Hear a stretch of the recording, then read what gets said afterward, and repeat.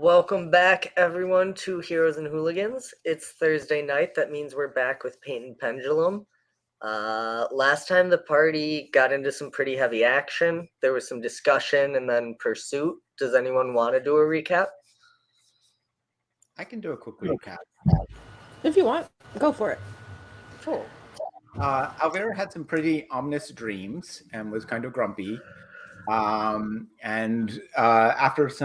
a little bit of kind of discussion about that made it clear that investigating this tower is kind of, I don't know, important or a little dangerous or ominous or all of the above. We ended up heading out to take a look at the tower. We headed out towards the crypts. Had the normal problems with the protective wards as we approached the graveyard, which resulted in Shield promising Sunny that she can bite him twice. Important. As appropriate bribe. That's a very important thing for me to keep in mind. We headed down into the crypts.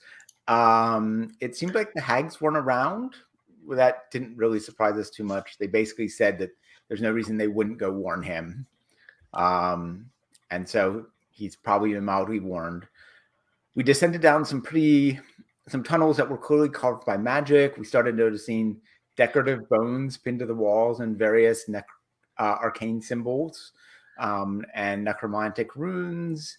We went further and further until it opened up into a large cavern, and we were on a cliff overlooking it. There's a tower riding up from that, and there's like just hordes of undead, probably zombies, doing like a slow circle around the tower to make it hard to get to. We pretended to be zombies and snuck up close to the tower, darted into the tower, and closed the door behind us, and that started a fight. There were several undead on the first floor, one of which who successfully fled up the stairs, past the second floor, and all the way up to the third floor and out of the stairwell. We've locked the front door at this point, and I think we're mostly on the second floor of the tower. That is correct. As just a separate note, the zombies outside did start pursuing once battle occurred and it became clear you were there, almost as if they were waiting for a command. And they had begun also chasing towards the tower. As yes, you guys were pursuing this last white up the stairs. I believe you guys were able to identify all of them throughout the battle.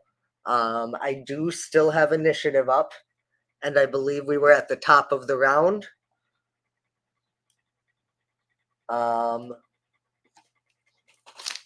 Which brings us to the white, which is up the spiral staircase, a little ways ahead of Shield, out of sight. So it takes its turn, and we come back down to Alvera and to Shield. Who's first? Is it me or Shield? I cannot remember.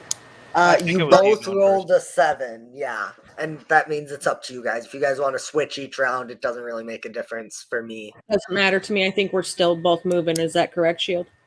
Yeah, I'm chasing the white, but I don't mind if you take yours first. I don't mind deferring. I'm just gonna move and dash. I'm gonna, since they're not on the second floor, I'm gonna go up. Keep going. Okay, you're just gonna ignore everything in the second floor.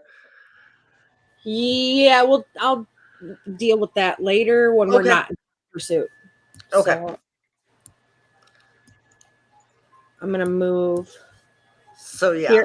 And I'm going to tell the Teds to come too. So my action and bonus action. I think, can I bonus action dash? I need to look. I don't think you can. I think it's my action.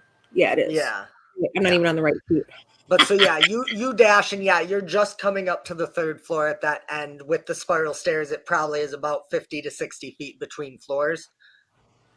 So depending on movement, obviously, anyways, you are like coming up to the third floor. You can just make out the heel of the white dashing into the room on the third floor.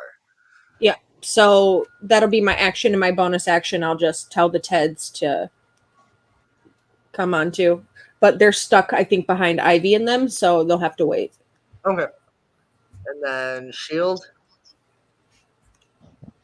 Will I be able to catch the white moving 40 feet? 40 feet would bring you slightly below Owlvira. If you dashed, because the white was also dashing. You would, if you dashed, you would be able to reach the white. Yeah, then I'll dash right on top of the white. Okay.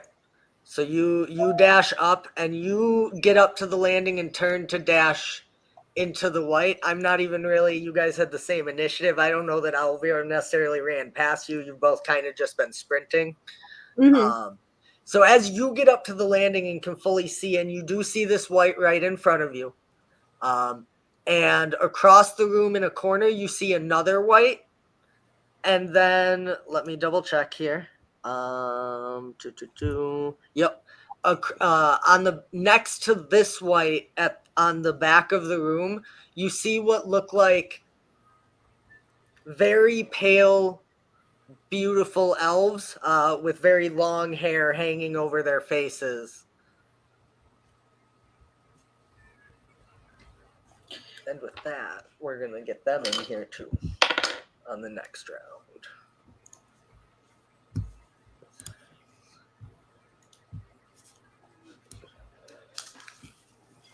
All right. Let's see, and I think I don't really have much I can do with my bonus action currently, so I think that'll be it for me. Okay. Can you rage on your bonus action? I can, but I don't think I can rage until my current rage falls off. Oh, which yeah. Well, yeah. Oh, Sunny bit you, so you're still raging. So you are is still Sunny- raging. Yeah, Sunny bit me last turn. But Sunny goes after you. So I suppose it's always possible Sunny could roll up and bite me again. I did promise you 2. yeah. I mean, I could fly up enough to give some clearance for Sunny to slide in under my feet Yeah, to give you another ankle bite. Right. Cha-cha in there. And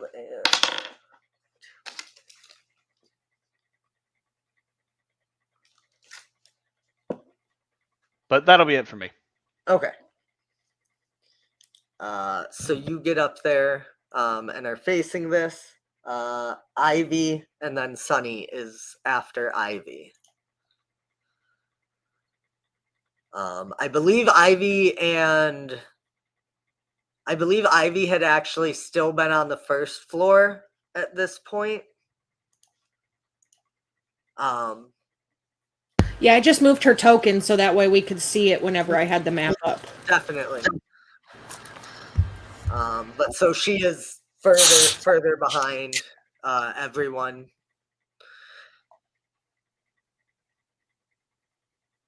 Sunny, you're muted. That would explain why you're not hearing me. As I was saying, Ivy was on the first floor. I think she basically comes up the stairs, kind of looks around the second floor, sticks her head in, and is like, "Ooh, what's here?" Because Ivy would do that. Yeah, I do. And just takes a quick look. Sure. And let me make sure I've got this here. Third floor. Here we go. So as Ivy kind of dips in and really looks, she sees like a work table in the corner with various like bottles and ingredients, random herbs, things like that. And then in the center of the room sits a very large golden statue. Is it something she recognizes? Arcana? Sure, go for it.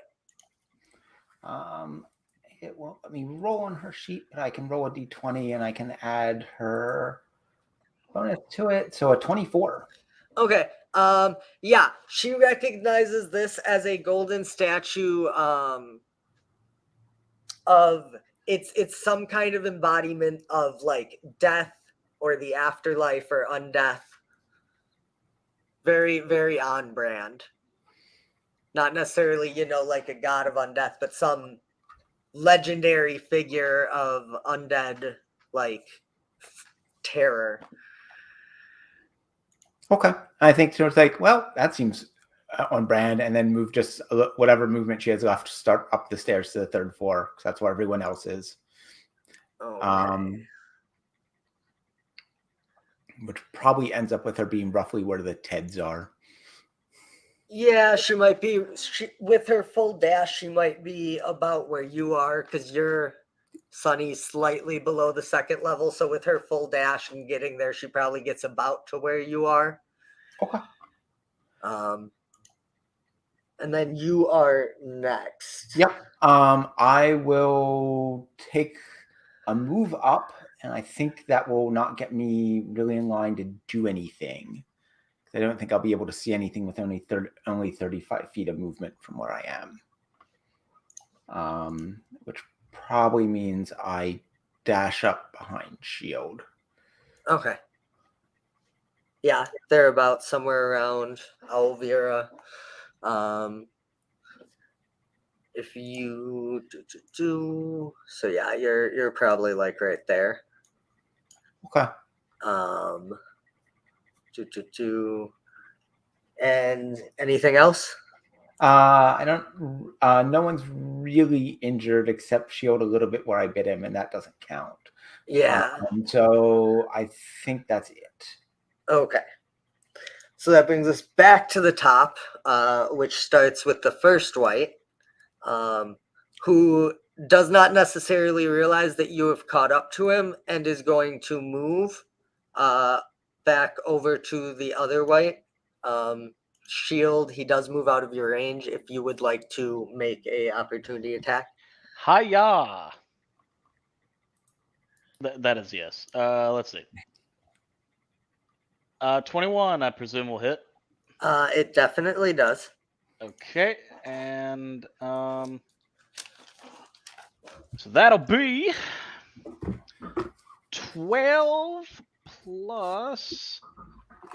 If I don't get hit by the end of this, my rage will fall off. But if I'm still raging, that'll be. I don't think so. I think as long as you make an attack, it continues. It's attack or take damage. Yeah, that's true. That's true. Okay, so we Gucci. Yeah. So let's see. The reaction did trigger it. 12. Where is it? There it is. So 12 and 6. 18 plus the wound, which is 1d4. So 18. 21 damage. 21. Ooh. Okay. Yeah, 21 damage. He is definitely like shook by your blow as you bring your glaive around, as he doesn't realize you're there and begins sprinting away. You bring your glaive down and it bites deep into his shoulder and chest, going very deep. But this is an undead, so it is not, unfortunately, a fatal blow, but it did deal a significant portion of damage, and I would say he's definitely been nicked. Okay. If the damage types matter at all, 6 of that was radiant, 3 was necrotic. Let me double check. It very well might. And then the rest was slashing. How much was necrotic? 3 was necrotic. Okay, so it gets 1 back. Okay. But that is its turn. As it gets over there, you hear it in this very dry, raspy voice speak to the other and say, "They snuck past, tell him." And that is going to be its turn. Honestly, everything rolled above the 7s that you guys had. So next up is the second white, which is going to do so. You see it kind of close its eyes and look upward, and its mouth moves, but no words come out. And it is just going to, and then it is going to bark an order to the creatures in this room, who are going to come out. Which, starting with, actually, this should have gone before them. Let me double check how this works. Okay, it rolls. Cool. So, as you're standing there, Shield, Suddenly in front of you is a pale, transparent. It looks humanoid, but like you can see it, and its feet aren't quite touching the ground. And as it comes around the corner, it reaches out a hand to try and touch you.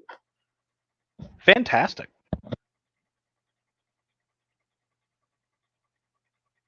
I see what you did there. Fantastic.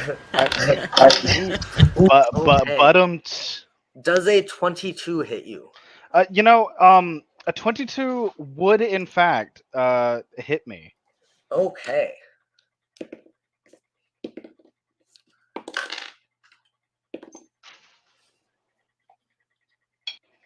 So you take 15 necrotic damage. Fortunately, I also resist necrotic. Nice. So that is halved to 7 then.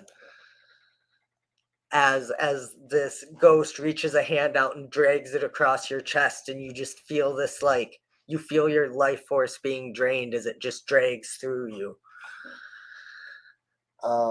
After that, it is going to move just slightly back, making room for the other creatures to move forward. Creatures. Well, none of you have really looked to necessarily identify them yet. One of them moves up to you and is going to also reach out a hand to try and attack you. This is fun.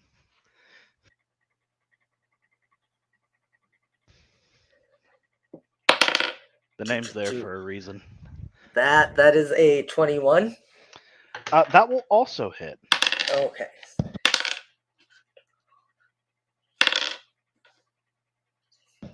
For your reference, my AC is 17. Okay, cool.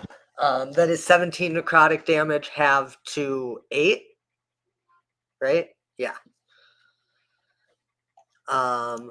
One of the other banshees is going to open its mouth and wail. And this means I have to come here now. Oh, did I not? Let me fix that. I need that.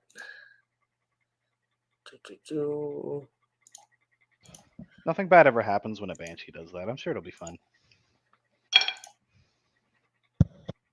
Oh.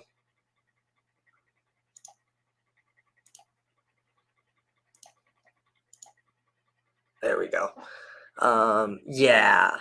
I think that is 5, 10, 15, 20, 25, 30. Yeah, I will need all 3 of you. Ivy is still out of range, but the other 3 of you are within 30 feet and can hear the wail. What save is it? It is a Constitution saving throw, a DC of 13. 23. Okay. What happens if you fail? You drop to 0 hit points. I dig it. It just straight up knocks you to 0? Yeah. On a failure, it does not have effects on constructs and undeads. On a failure, creature drops to 0 hit points. On a successful hit, you are taking 14 psychic damage shield when you passed. If you pass, you will also take that damage. But yeah, if you're on a fail, banshees just drop you to 0. So Sunny, as you're running up the steps, you guys hear this wail. Just for my reference, did Sunny pass? Okay. Cool. So you see Owlbear as she's sprinting just all of a sudden drop to the ground. As you feel this pain in your head, that is significant psychic damage. But that is their turn, which brings us back to the top of initiative. Or not top of the initiative, but with Owlvira and Shield.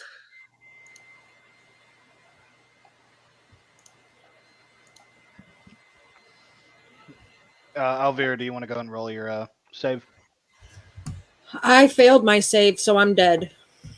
You're dead? You have 3, don't you? Yeah. Even if you go crit fail Yeah. Oh, 2. yeah, Yeah, that save. yeah. Yeah, you Yeah. got a best of 3 with the Reaper. Yeah. Yeah, I was thinking something totally different. I failed that one, so yeah, good. Okay. Okay. That's 1 of 3. Okay. Yeah. So Sunny, job. you see that once she hits the stairs and stops moving, Alvira she doesn't look good. Twitches a little bit, foaming at the mouth just a smidge. Looking a little green around the gills. And then that brings us to Shield. Yeah, You probably would hear her like fall behind you. Banshee bad. Banshee no good. No like Banshee. Uh-oh. Oh, okay. Wow. I was wondering for a second. Your little window was the only one I saw, so I was like, wait, did those two just drop? Okay. Sorry about that.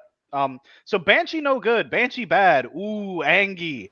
So I'm going to reckless attack the nearest Banshee. Okay.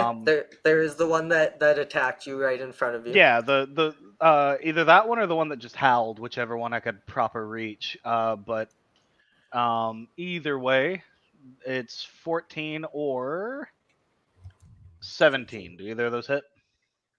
17 does hit. 17 does hit. Very good. That will be. If the other roll was a 14, that also hits. Oh, okay. Hits either way then. It was reckless, so I have advantage. Okay.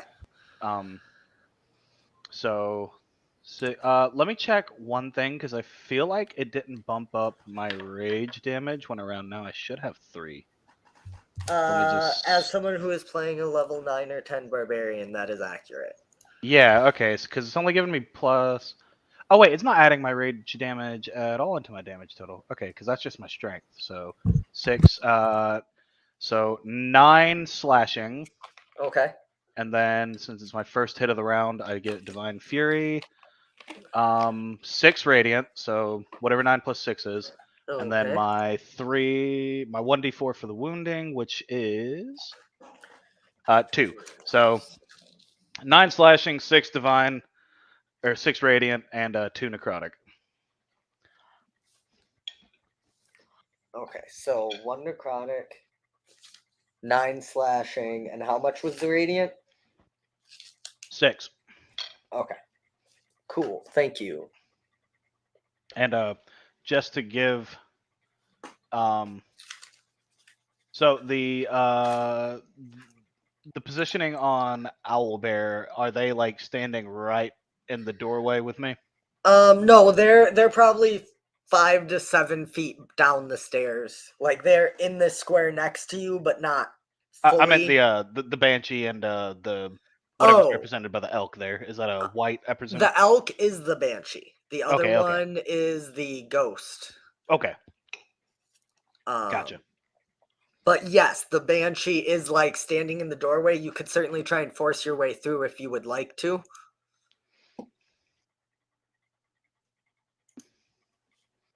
We got a choke point. Let's have it. Okay. Swing at me. But yeah, that'll be it for me. That brings us to Ivy, who would essentially be catching up to Sunny and Owlvira with a dash if that's what she's doing. So we can go ahead and the Teds are slightly slower, so they're slightly below her.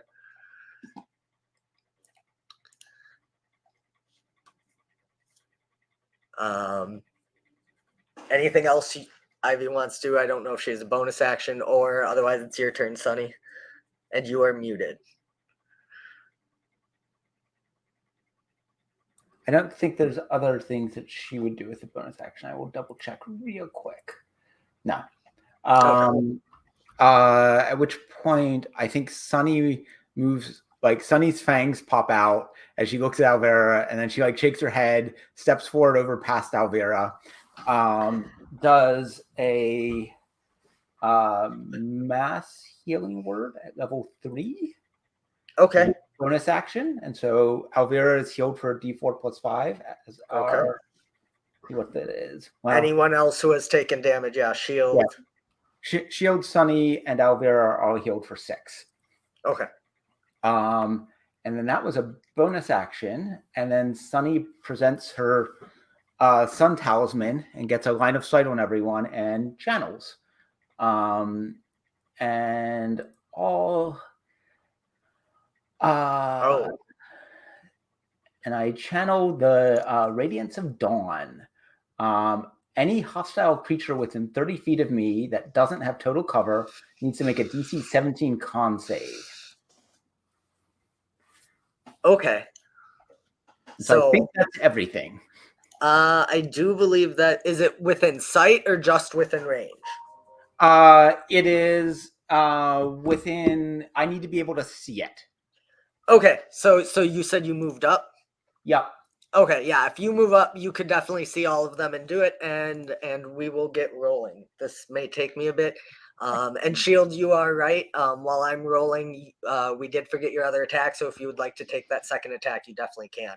Yeah. Nice. That's Thank you. Cooley. Go for that too. You can definitely.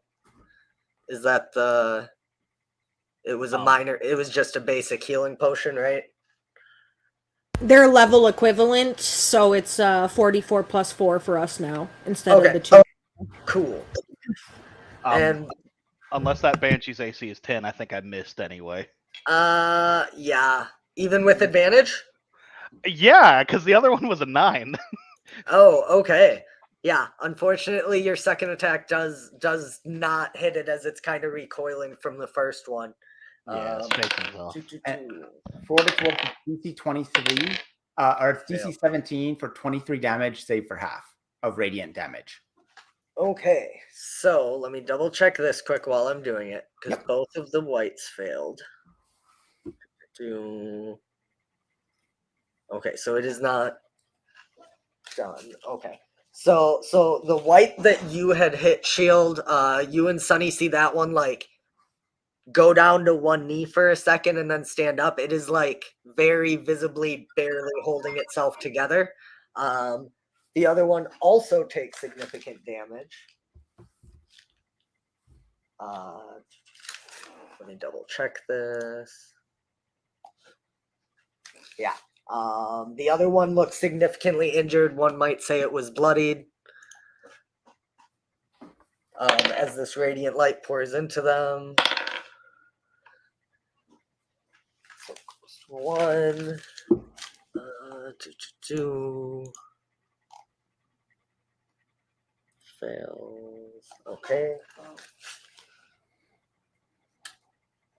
And it was half damage on a success, is that correct? Correct. Okay, cool. So the shield, the ghost to your right, takes significant damage. The one in the corner that no one has seen yet actually resisted it.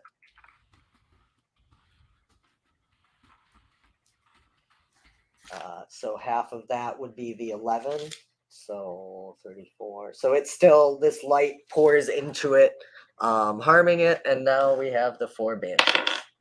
First one fails. That one is officially dead.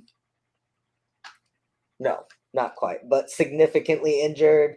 A couple more good hits will get the one in front of Shield down. And the ones in back. Pass. Oh no, there was only 3. Okay. So fail, fail, pass. Which means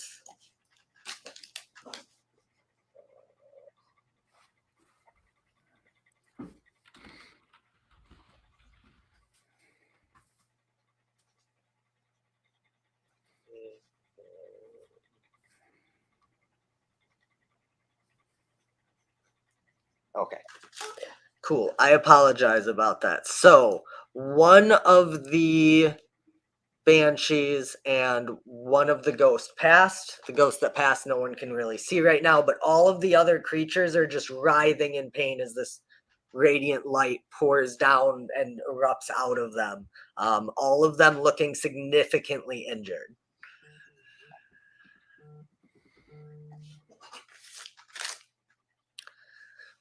Anything else that's bonus action, move? No, that's it. Thank you. Okay, cool. Which brings us back up to white one's turn, who is barely standing and is actually going to just move over here and take the dodge action. After that, we have the other ghost, which that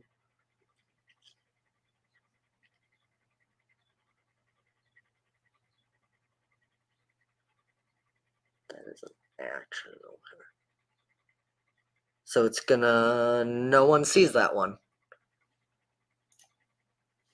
And its move is that. Okay.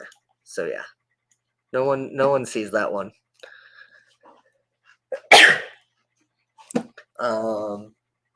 Then we have the second white's turn, who I believe can't do anything from that far away. Oh no, he's going to pull out a bow and shoot an arrow at Shield because he is taking up the doorway and is a big, bulky, strong boy. And I believe he's going to miss with that. I believe an 11 is not going to hit you. Is that correct? Typically, no. Yeah, that misses. Okay, and then its second arrow, that's definitely going to hit. For 10, 12 piercing damage. As he pulls out a longbow that just shoots like right into your shoulder. It doesn't hit like your heart or your neck, but it's like lodged deep in there as he rolled a natural 20. That is not halved, so 6 damage, I think, right? Yeah. Shield will go ahead and break off the end with the fletching almost immediately. Cool. I'll poke the rest out later. Got other things to do. Then it is the Banshee's turn. The one near you is going to disengage and move away. As the one that screamed last turn is going to step up and make its attack against you.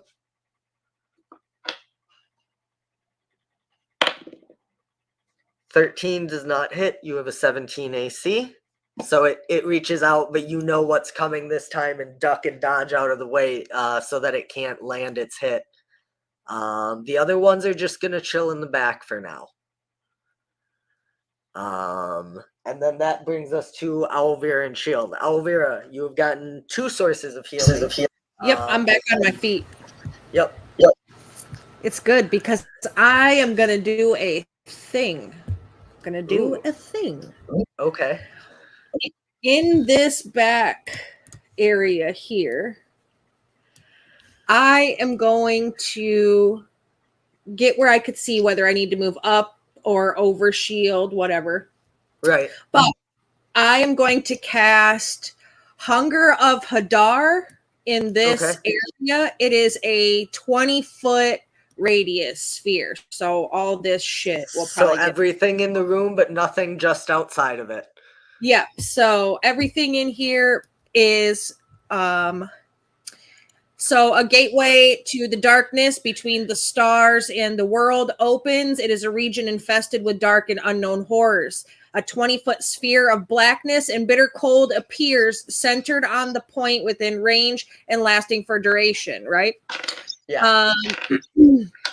This void is filled with a cacophony of soft whispers and slurping noises that can be heard up to feet away. The light, magical or otherwise, can illuminate the area, and creatures fully within the area are blinded. The void creates a warp in the fabric of space, and the area is difficult terrain. Any creature that starts its turn in the area takes 2d6 cold damage. Any creature that ends its turn in the area must succeed on a dexterity saving throw or take 2d6 acid damage as milky, otherworldly tentacles rub against it. Okay, so I make those saves at the end of their turns, correct? I think the initial one, yeah, I think that's right. It's at the end. If you begin the turn there, you get a thing. If you end the turn there, you get a thing. Beginning cold, end acid. Yes. Okay, cool. And they were both Constitution saves? Nope. One, there is no save for the starting turn, but it's the ending turn dexterity saving throw. Okay, got it. I will DC make a 17 note. dex. Okay, that's my action. For my bonus action, I'm going to sing a song to Shield. You are going to get Tale of the Avenger for 1 minute, so for 10 rounds. Any creature that hits the target with a melee attack takes force damage equal to my bardic inspiration die, which is a d6. So Ooh. anytime something hits you, Shield, it takes damage right back. You got it. And I will Ashante and EOT for me. Okay.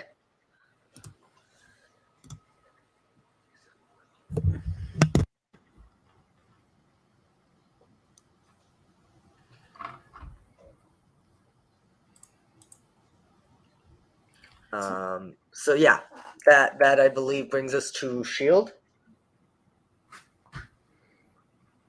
That it does. So I'm feeling good. Piss Yep. and vinegar and all that. I'm feeling a little reckless and wild. So this banshee is very rude, very impolite. Has several bounce checks that it brought to local grocery stores. So I'm gonna beat the fuck out of it. So that'll either be a 25 or a can he crit fish? No, he can't. 25 to hit, which I presume hits most things. That is correct. It will.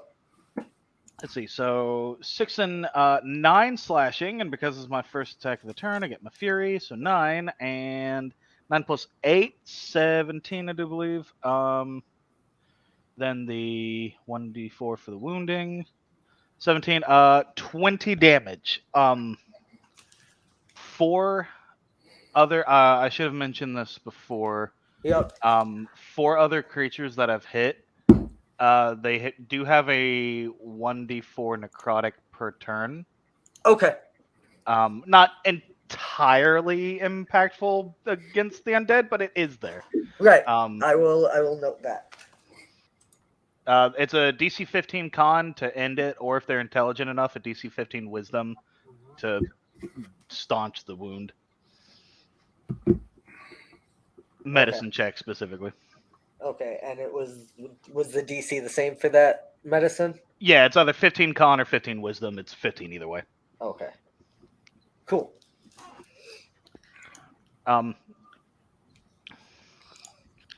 So that's hit 1. Let me not Yep. forget my second one again. Which will either be 18 or 17. So I presume that hits. Definitely. And that'll be 11. So this one will be 14 plus the wound. 14 slash and 4 necrotic. Okay. This second banshee that moved up to you, as your first attack hits, it kind of looks at you and seems to be preparing to attack, and you just swing your glaive again, and its head comes tumbling off as it collapses to the ground. I will kick its head into the middle of the room there. Okay. If you would like to bonus action intimidate, I'll allow it. I would love to. That'd be nice. Sure. If the undead are. I was gonna say, I mean, they're undead. The DC is probably gonna be pretty high. It's a 15. Okay. So they definitely look shook. It doesn't necessarily mean they're frightened or necessarily going to run away, but they are definitely shocked that you have now killed one of them after taking the beating that you have. Yeah, so I'm gonna kind of thump my own chest and hunker down still in the doorway. Okay. Get Hunger of Hadard, idiots. And that'll be EOT for me. Cool. Ivy, and then Sunny. Can Ivy get line of sight onto Banshee 4 from the stairs? Yeah. Okay. She could move essentially to where Alvira is, slightly in front maybe, and get an angle in there. I think Ivy has this new staff, and it has this thing it can do, and she is going to use the thing and just basically toss a fireball in the bottom left corner of Banshee 4 square, Okay. 1 foot radius to maybe White One doesn't get hit. How is it? 15-foot radius? 20-foot radius. No, that's 20 feet. Okay. That's okay. 20 foot's Worse, the whole worse. room. Yeah, The whole room. everything in the room. Okay. And they're blind, so I don't know if that gives them disadvantage on any saves. For I can definitely double check.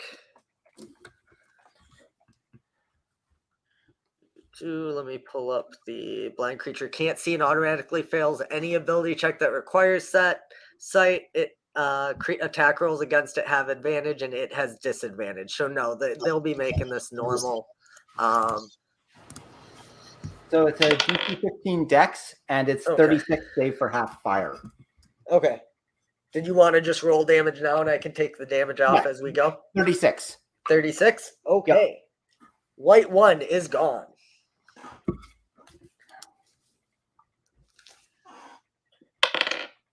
White 2 is gone. Ghost 1 is gone. Yep. Banshee 1, I believe, is gone. Yep, Banshee 1 is gone.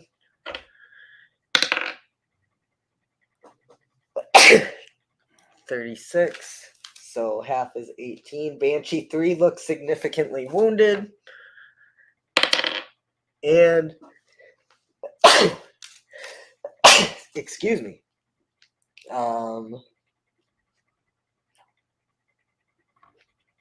And Banshee 4 looks significantly wounded. Thank you for moving those off the map.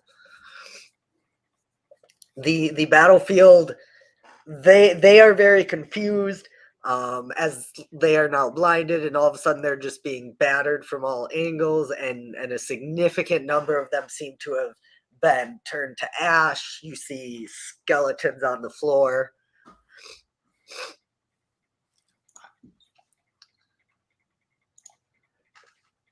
Okay. I think that's it for Ivy.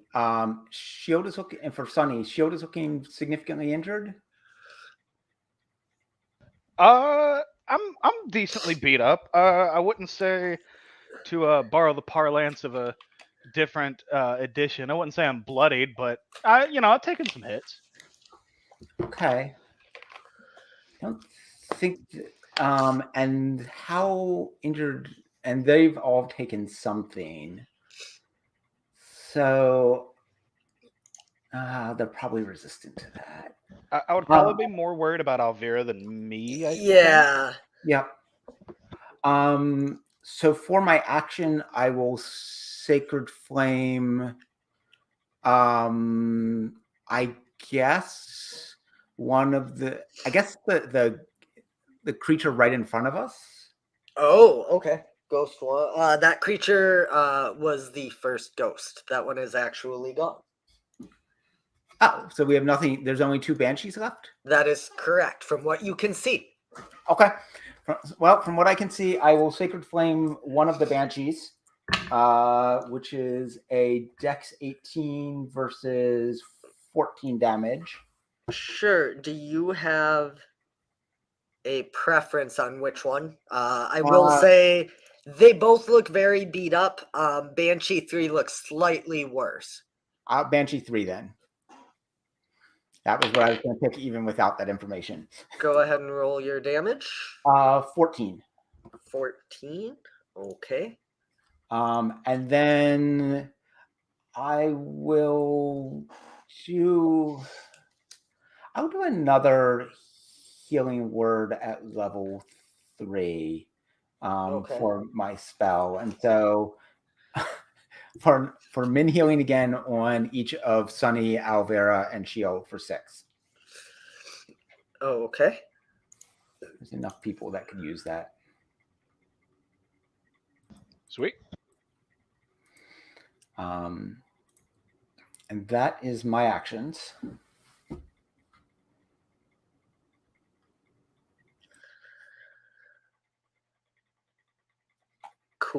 Cool. Which brings us back to the top.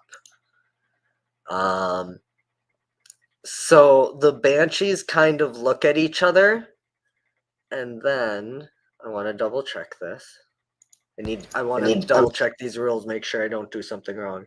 Okay, so that can still happen. At the start of their turn, they are going to get the cold damage. Yep. If you would like to roll that. I did. It is 8 cold. Okay. If Banshee I've- 3. If I've hit either of those banshees, I'll also have their wound. You are correct. I will. Do you want to roll the necrotic for that? I mean, Yeah, Banshee yeah, 3 sure. is gone regardless. And it was 8, you said, right? Yes, 8 cold. Okay. A crisp 1 necrotic. Okay, which is halved to 1. So Banshee 4 is looking very injured. And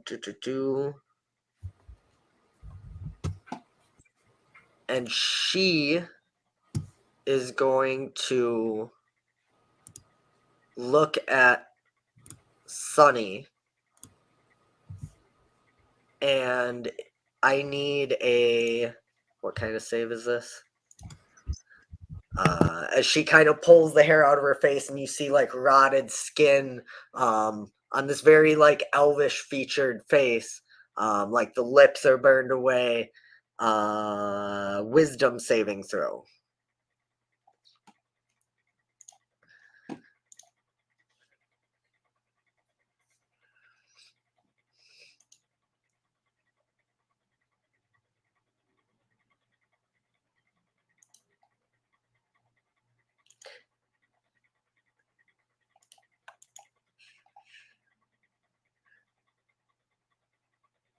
Actually, I think shield is in front and blocking, so I think it's actually going to be shield. Approach me. And if it has any effect on how you make the saving throw or anything, this is an effect to try and frighten you. All right. I have a feature in case I fail. Let me double check that so I just know what to do. Let's see. You can reroll it once per rage. Okay. Cool. Okay. So if they're trying to give me a frighten, They are indeed. does a 12 pass? It does not. Then I'm going to use fanatical focus and try to re-roll it. Okay. I get this once per angry. Instead of re-rolling it, I'm actually gonna fuck myself because I got the exact same roll. So 12 anyway, and I suppose I'm frightened. You are frightened for 1 minute. You can repeat the save at the end of your turn. At the end of each of your turns, that you will have disadvantage if the banshee is still in your line of sight. Okay. I do believe frighten kills my rage. I don't think it does. Not default, anyways. Yeah, I guess it. If you're. Yeah, okay. I guess it doesn't specifically. I think I'm thinking of Pathfinder shit. It's possible. All right. Then I am frightened. Cool. And while you are frightened, seeing what has been happening, let me double check how this works.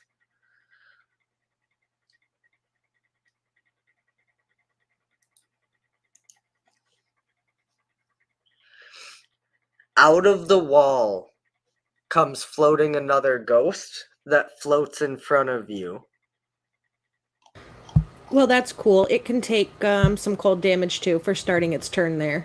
You are correct, it can.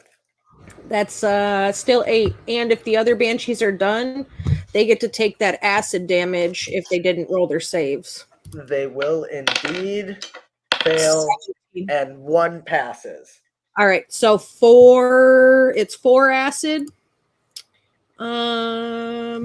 Banshee 3 actually went down, so we're just going to go with the first roll that failed. So Okay, yeah. Banshee 4 takes 4 acid. It is barely standing. I need Shield to make a DC 13 Charisma saving throw. Oh boy. 16. Okay, that is good. So this ghost floats out and in front of you, and then it floats into you, and you feel this very strange sensation. As for a second, you can feel it try to take over your body, but you manage to ward it off and shunt it out of your body, so it's now floating back in the space in front of you. That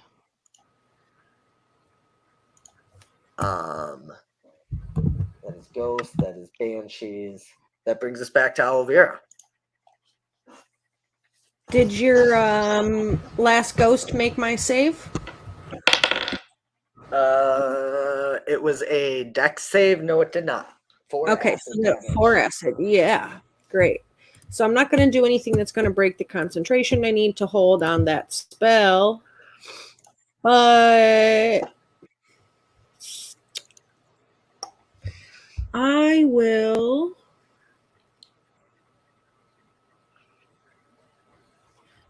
see about this. Does a 26 hit it? It does. So it can take 5 frost damages. Okay. And And I'm going to still hold my bardic on shield, so that way if he takes damage, they take damage back. Yep. And I think that's going to be EOT for me. Cool. Shield, you are frightened. I am frightened. So I presume then that Banshee 4 is the source of my frightenment. It is. You can Okay. see it staring at you, and like you try to look away, and out of the corner of your eye, you just see this horrifying visage of a face. Okay.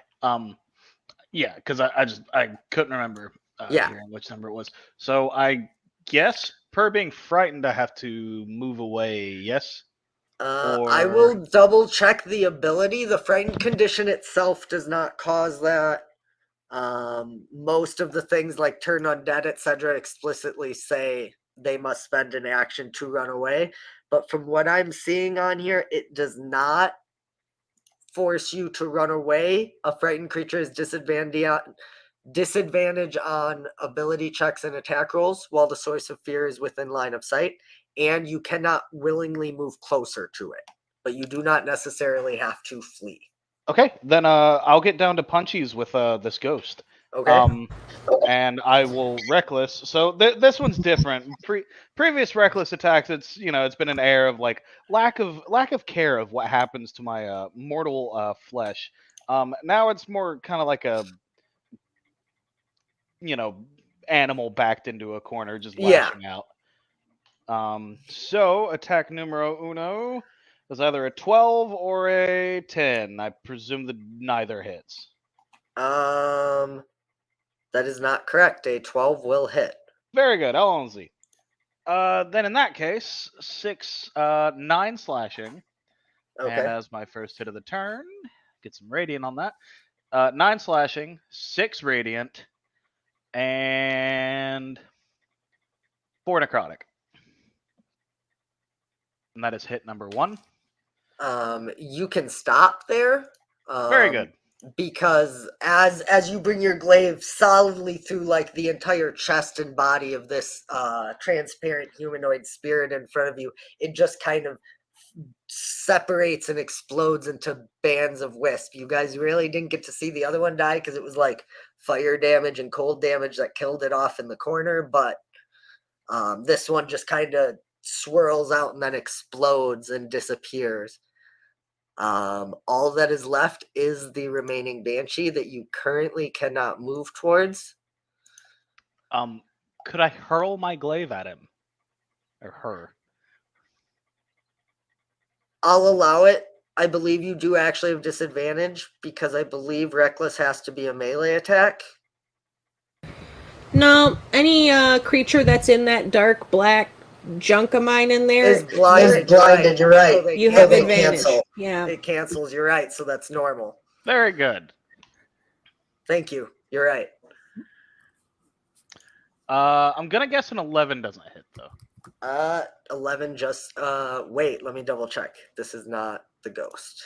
No, it does not. So your glaive kind of stabs into the wall over this banshee's shoulder, quivering, and for a second in your fear, like you could swear the like corner of its mouth like pulls up into a like horrifying mutation of a grin. Fantastic. So while the glaive is out of my hands, for my final thing, I will pull out a couple hand axes I have hanging out. Okay. And that'll be it. And at the end of your turn, you can repeat the saving throw, but you do have disadvantage because it is in sight. I would love to. And that one. Yeah, not one. Okay, you are still scared. Like your glaive missing and just like quivering next to it somehow makes it even scarier than before. But yeah, you are still frightened. And that brings us back to Ivy and Sunny. Okay. I think Ivy is going to toss a firebolt at it because it does not seem worth using AoE at the moment. Rolls a 13 plus her attack will on that, so that's a 22 to hit. Definitely hits. For 3 fire damage. The D10s do not like us. Okay, so reduced to 1. And I think that's it for Ivy. She doesn't really have bonus action spells. Okay. And I don't see her running into melee. No. She probably goes and turns to Ted's like, guys, get up there. I don't know if the Teds are still under. They're kind of. That's fair. The Teds probably would be like bunched up in the stairs right behind Ivy. I don't know that they necessarily have the coordination to sneak past. Unsuccessfully. I think Sunny. So the cold thing from Alvera is still going on, right? Correct. In which case, Sunny will do a Sacred Flame again, which is a DC 18 Dex save from the Banshee. Go ahead and roll your damage. Excellent. That's much better. 17. Okay. So these like radiant flames burst out around the Banshee, and it kind of looks like it's about to scream, but as it does, you see the flesh on its throat like get burned away, and it can't get air in to let out its final wail. And that drops initiative at this point. As all of the enemies that you can see seem to have been dealt with. Yeah, so I'll drop concentration on that dark pit of scary blackness. Okay. Pant a little bit and realize that the door to go up the next floor is locked, so we need to figure out how to unlock it.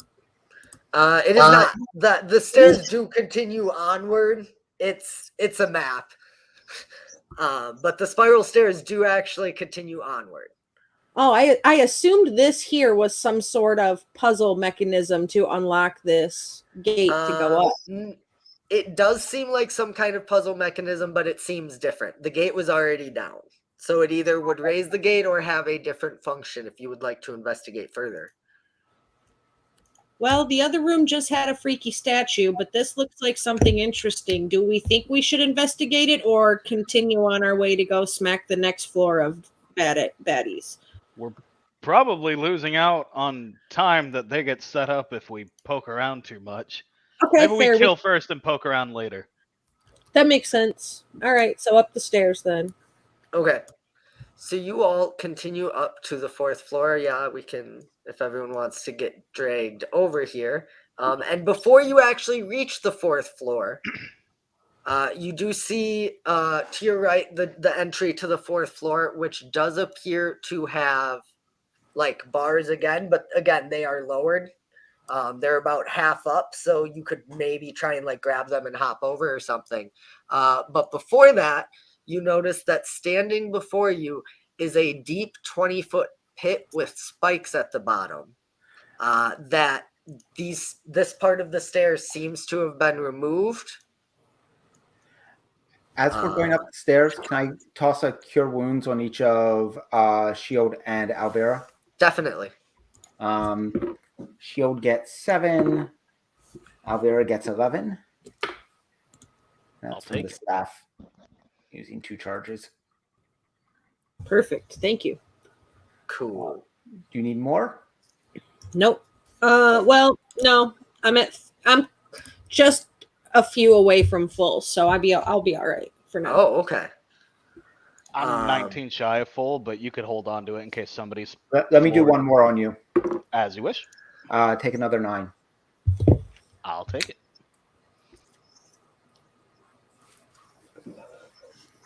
Resistance is a hell of a drug. It really is. So yeah, that happens. You do see the stairs continuing onward beyond the pit, but it's probably about a 20-foot jump over and 8 feet up. As you know, it's like a spiral staircase that you would have to jump to get over this pit of spikes. Well, you see, what had happened was I fly. You just fly up to the next level of stairs? Yes. Why would I jump over that sumbitch when I have in my disposal? I didn't know if you were maybe gonna like figure out how the rest of the party is getting across the 20-foot Well, I mean, I know Sunny can do fancy dancy spider climby things.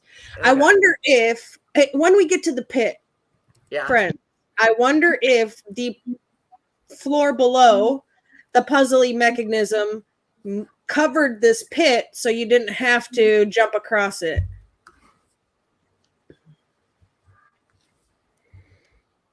Does that make sense?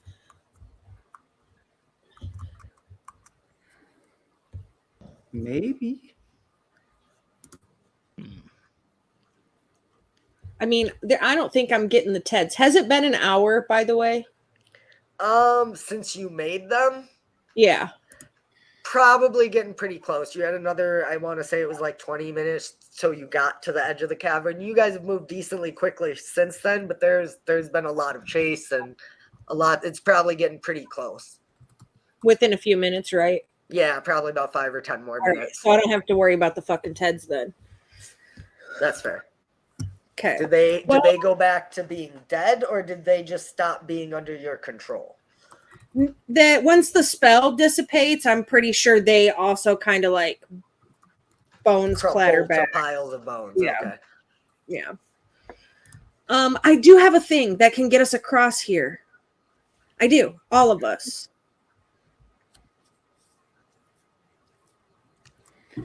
Okay, so I will use a bardic inspiration to cast Tale of the Runaway, which says the target can immediately use its reaction to teleport up to 30 feet to an unoccupied space it can see. When the target teleports, it can choose a number of creatures it can see within 30 feet up to your charisma modifier, which my charisma modifier is 5. So in that case, all of us can whoop right across. Very nicely done. Yeah. So you would probably see Shield, and just behind the next level where Alvera is landed when she turns and says these things to you, you feel yourself moving, and you will yourself to bring Ivy and Sunny with you, and you all find yourselves on the upper layer, leading up to the 5th floor of the tower. The stairs end here. It seems like if you do the math with each level being between 15, 20 feet tall, you're probably getting pretty close to the roof of the cavern at this point. So the spiral stairs do end, and you just see a very large room. You see like glass doorway leading out to a balcony on the opposite end from you. There is a table across the room, and you see 6 concentric circles in the middle of the room with candles lit all around them.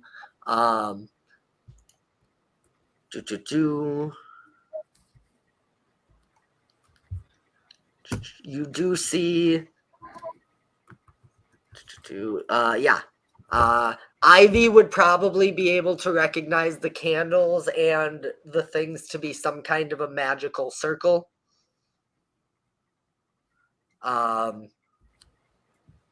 She would probably, with relative ease, I guess if she wanted to do an arcana, I assume with her arcana she's gonna be able to get an idea of how this works, probably. I'll give her a guidance too. Okay. Hell yeah. But yeah, there is on the opposite side like a table. There's like a piece of paper and a bowl that seems like it could be used for any number of things.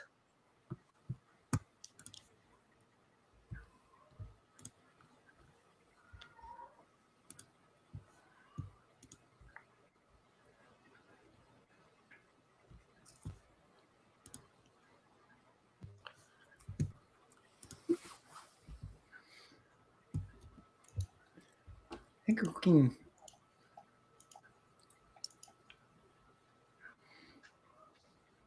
Six is not the number of schools of magic, but he's a necromancer, so it's probably something necromancy based. We don't see him here.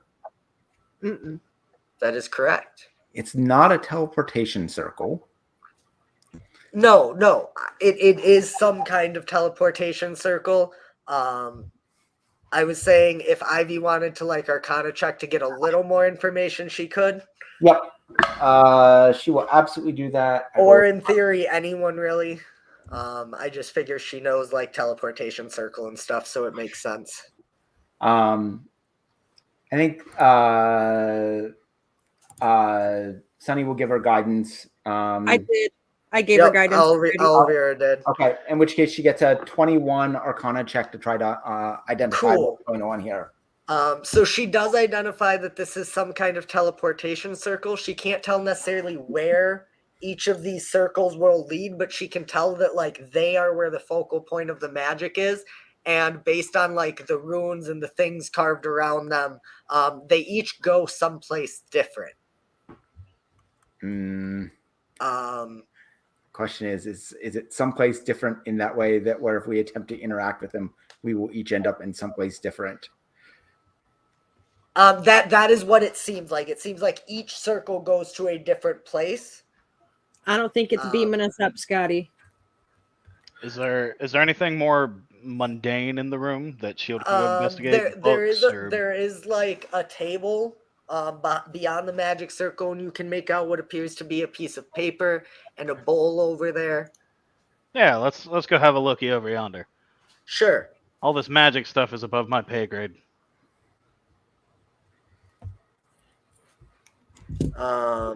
Definitely.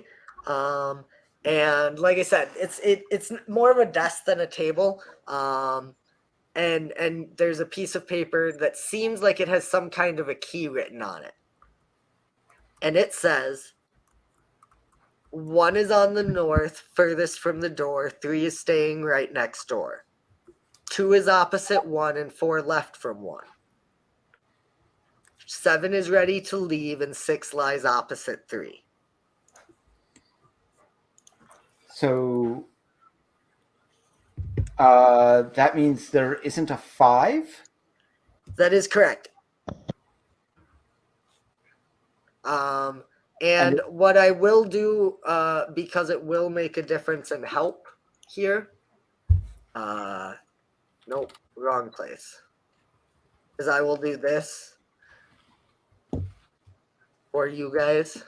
Thank you. I was just asking about that. Yeah, because depending on how you heard what I said, there was also no mention of 4 either.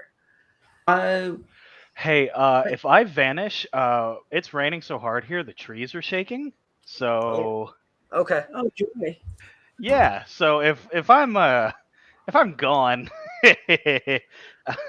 anyone with a grasp on martials or anyone who can say I hit the thing real good, y'all can bot me if we end up fighting again. If I Okay. disappear.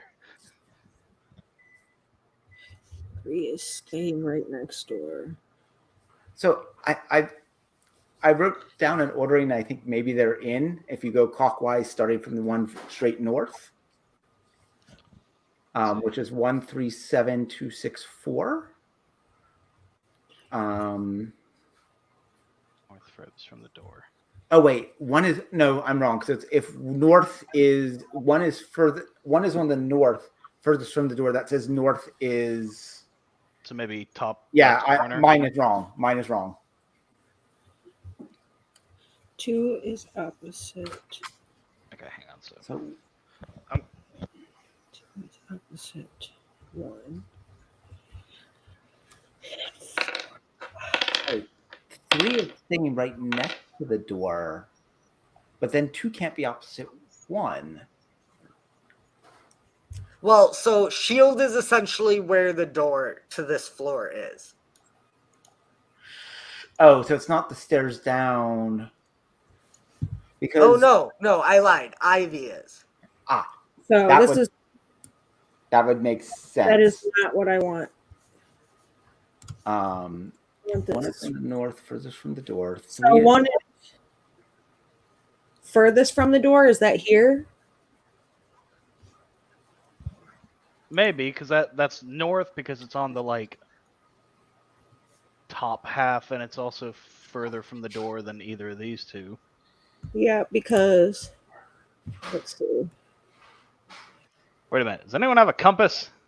Is it literally north, or is it this room north? Yeah, when I'm using and building maps, generally up is north, Okay, down is okay. south. Yes. Yeah. Well, it's a necromancer. I just wanted to make sure they weren't doing, wordplay, fucker. Haha, you thought this was north.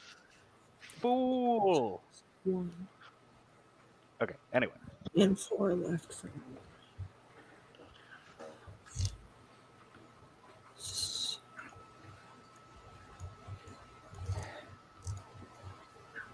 one is furthest from the door. And the door is there, so 1 is northwest. 2 is opposite 1, which means it's southeast. So you think this is 1 here at the top? No, I think that one is 1. Okay, so you think that's 1. We make the one opposite it 2. 2. 3 is staying right next to the door. So maybe the one right above 2. Right. And then 4 left from 1, so maybe 4 is the one right below 1. Skip that because skip doing that one from there because 7 is ready to leave and 6 guys opposite 3. So 6, if 6 is opposite 3, Right. Yeah, I see what you mean. That would Yeah. be 6. and that would say that 7 has to be up top because it's kind of near the stairs to the roof. And that says 4, which is left of 1, but is at the very bottom.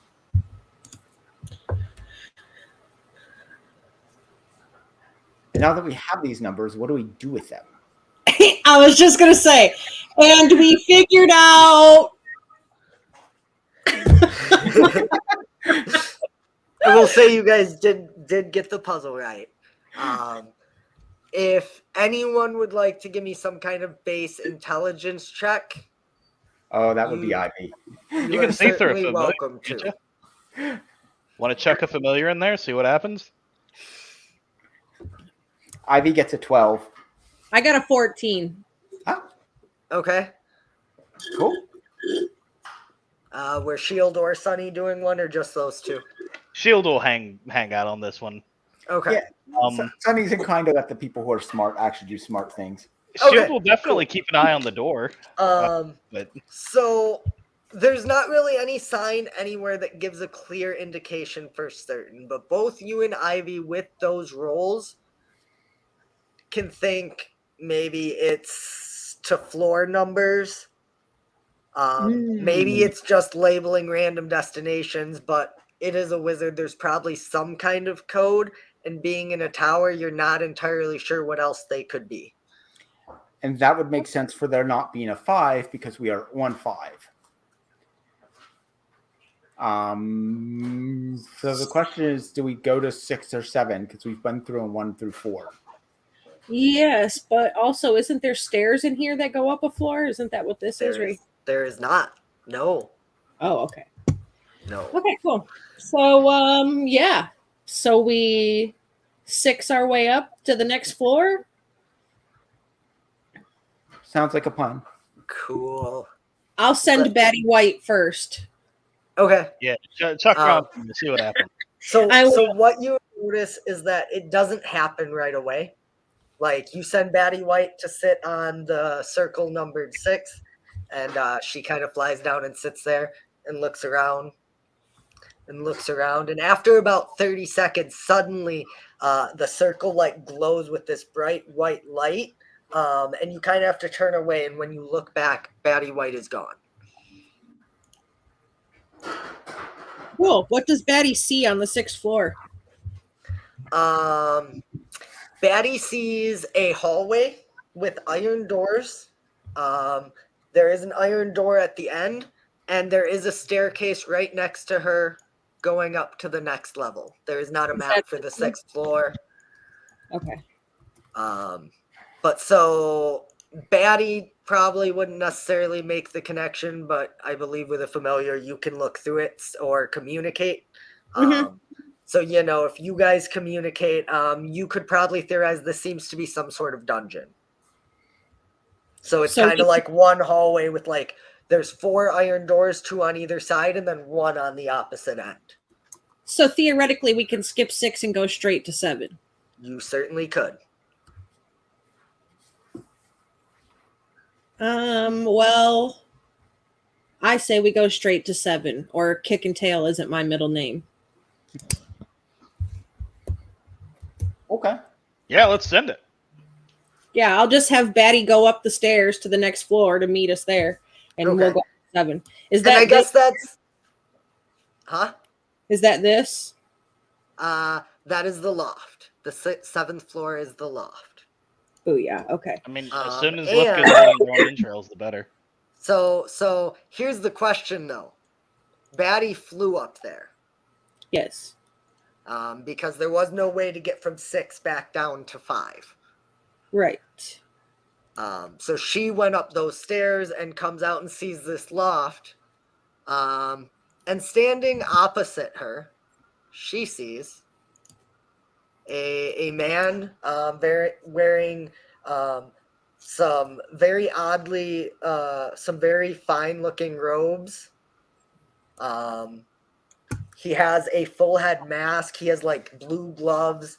Not an inch of his skin can be seen. And his mask is actually this clear, black, crystal-like substance that has streaks of blue going through it. He does not seem to immediately see Batty or react, but he is standing there. So we're going to go like this. Interesting.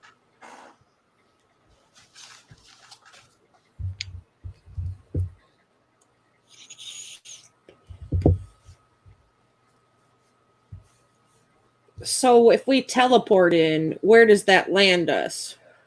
You don't know. Well, yes, I do, because I went first. So tell me where I landed. You land right next to the figure. Oh, hello, governor. Right above it. And you see it turn and look at you. You can't see any facial expressions. But it does you can hear a certain smile when it speaks.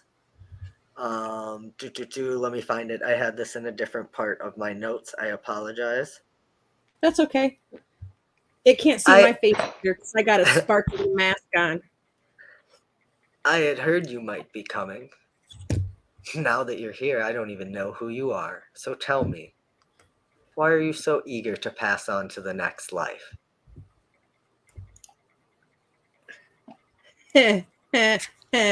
That's the only reaction he gets. And in that laughter, I want him to make me a DC 17 strength saving throw, please. Sure. Can you give me the spell you're doing and or Yeah. the text for it? It is Arms of Hadar. Okay. Is there a radius on it? 10 foot. 10 foot? Okay. Thank you. And it's a wisdom? Strength. DC 17 strength. Okay, thank you. Pass or fail? Huh? Your spell does not seem to have an effect on the creature in front of you. Interesting. Very interesting. Did you think I would just expose myself to you? You've taken on my armies. That's quite a feat. Are you alone, little bird? No, I'm never alone with all the voices in my head. At this point, probably about that 30 seconds has passed. If someone else would like to go through, I don't know if there's a specific person. Elvira stepped onto the thing for number 7, and after 30 seconds disappeared. Within the time span that it's been going, I presume Shield and Sunny would have played rock paper scissors to hammer that out. Why don't you go next after Alvera, and she said the bird could fly out from the floor below, right? Mm-hmm. Yeah, I guess so. I'll go through 6, and you can go through 7. All right. You So, take I reckon. Say what? I was telling Sunny take Ivy with you. Okay. So yeah, I guess Shield's next.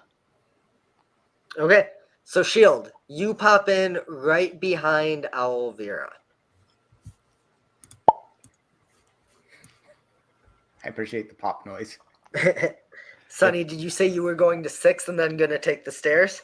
Yep. And then Ivy will go to 7 after Shield, we'll say, just because if we have to wait both anyways. Yep. So you get to that dungeon level, it would take essentially, we're not in initiative, but if we think of this as, 10 to 20 second turns here, it would take you probably about that to get up to the level here. Yep. And then shortly after, Ivy would spawn in behind Shield. But before that happens and before you get up there, Shield, I'm going to regret doing this, but it has been more than a minute, so your rage would have ended. Yeah. But I need you to make an athletics or acrobatics check. Oh, very good. At disadvantage because you cannot see the target or the person doing something.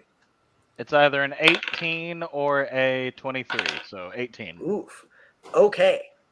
So suddenly, just outside of the range of your spell, Elvira, the figure in front of you disappears.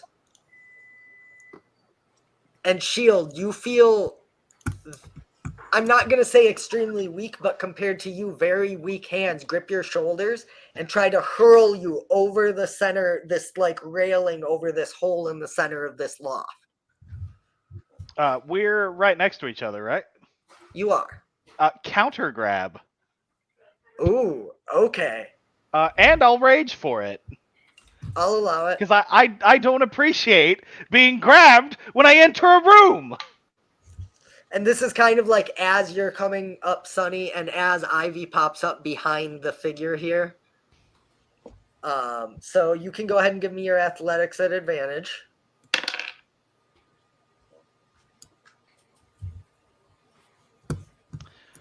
Well, unfortunately, I rolled like shit, so it's a 12. He rolled a 21. So as you kind That'll of do it. move your arms to break his grip and try to grab him, he just kind of weasels and slides so that you can't get a good grip.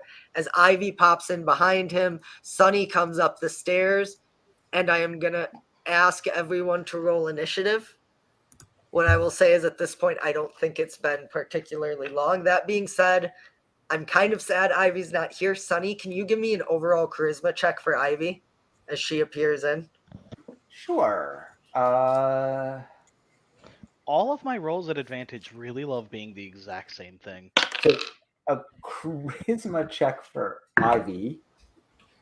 She gets just a 7 as a charisma roll, or is this a saving throw? It could be either persuasion or any type of charisma skill check. I'm sorry. Okay, she gets a 7. Okay. Okay. This just got real easy. So that is that. So yeah, then initiative, because those are the only initiatives I need. Is you guys and Lifka. So 25 to 20.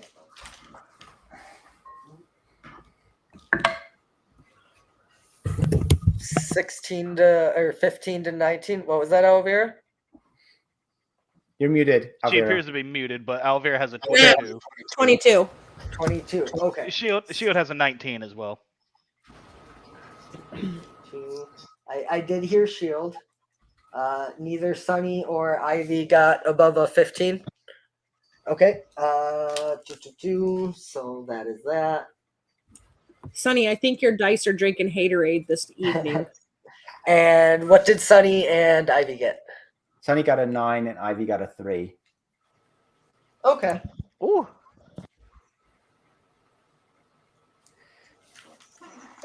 Neither Sunny or Ivy are like super dexy, so I mean, archwizards delegate. It's not in her purview to be raring to go for. They got to lean back, observe what's going on. she's Right. kind of seeing what's going on. Yeah, But- that's right. So as Sunny gets to the top of the stairs, Ivy comes in and this kind of grapple battle starts happening. At the top of initiative order, we do have Alvira. And he's there now. He's not an apparition this time, right? That is correct. Okay. He's Good. one of my favorite spells. Fuck that guy. That's all I got to say. Of course, Shield, you're wrapped up in this freaking No, guy. do it anyway. Do it anyway. I'll live. All right. That's what I'll do then anyway. My My meat's not so important. Send it. All right, first things first. Okay.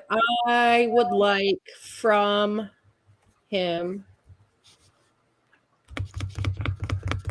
a DC 17 wisdom saving throw. Alrighty. He does beat it.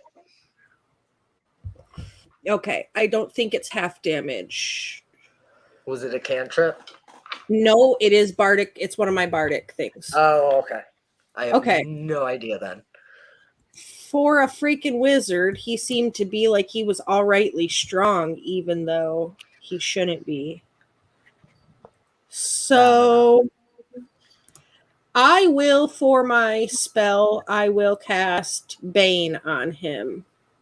Okay. Is that a saving throw or it just happens? It's a charisma saving throw, DC 17. Okay. He does fail. What does Bane do? Disadvantage on next attack? It gives it lasts for one action, and whenever a target fails the saving throw, attack rolls at disadvantage or spells any saving throws at disadvantage, and you must do a D4 subtract from the rolled number. Okay. So anytime it makes an attack roll or saving throw, it has to subtract a d4 from it. Yeah. Got it. Let me note that. So I can do up to 3 creatures, but he's the only one, so that'll be it for that. And for bonus action, what will I do? Anything? I do not think I will. Nope, that's it. Oh, I want to move. That's what I do want to do. I want to come all the way over here. While he's wrapped up with shield, I want to put some distance. And then I'll be done. Okay. Shield, you are following it up. You have tried to grapple this individual wearing a mask and very, very nice robes. who tried to grapple you first and shove you over the side. You tried to do it back, but he resisted. What would you like to do? We're gonna try it again. I'm gonna go for another grabbo. Still raging. So it is a 19 to beat. A 19. Okay. I believe he does fail. So he is grappled by you. Does he have a discernible throat? So the mask kind of comes down. It's probably hard to get a real grip on his throat, but you could probably like figure out where it is and get something going. Do you want me to do like a check to see if I could figure out optimal strangle angle? I was gonna say why don't you tell me what you're actually trying to like what the end result is that you're trying to do? I would love to strangle him so he can't talk. I will say because I believe grappling only replaces one of your attacks for your turn. I will say you can spend the second one to try and get a good enough grip on his throat that he would not be able to talk. If you would like to make another check. I would love to. Okay. That'll be a 24. Let me see if I get higher. I don't think he can beat it. 24. Yeah. Unless he got a nat 20, he was not beating it. So yeah, you do. So you grab his arm, and when he can't move, you reach up with your other hand and kind of wedge it under his mask and start squeezing. You can't see any eyes or anything through the mask. But you're pretty sure you have a good grip, and he probably isn't getting much air or able to say much.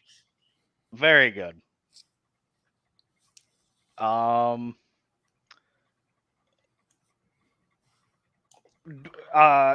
Do I have like both hands on his neck, or am I like kind of giving him like a rear naked choke?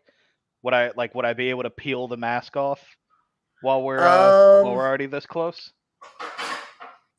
I think to peel the mask off, you would either be giving up the official grapple, like preventing him from moving his hands or anything, and you would only have the strangle, or you're giving up the strangle. Then I'll stay like this. Okay. Would he take any damage from this? If you would like to roll the damage for an unarmed strike, you can. I think I shall. I think that's fair. That's a D20. My bad. Not that one. This one. Yeah. Oh wait, is unarmed strike just a base 1 plus strength now? Seems like it. Unless although you I have am tavern raging, brawler so or a monk. So yeah, it'll be plus strength plus rage because it is still strength damage. That'll be 6 then. No, I didn't have a tavern brawler or anything. This is my first real go at grabbing somebody for this one. I did have another barbarian before. So you do squeeze, and I imagine like your fingers are starting to cut into the skin a little bit, and there's a little trickle of blood starting to come down. Very excellent. That'll be EOT for me then. After that, it is his turn, and that certainly threw me for a loop. I have to see what he can actually do now. Wizards have tiny necks. What can I say?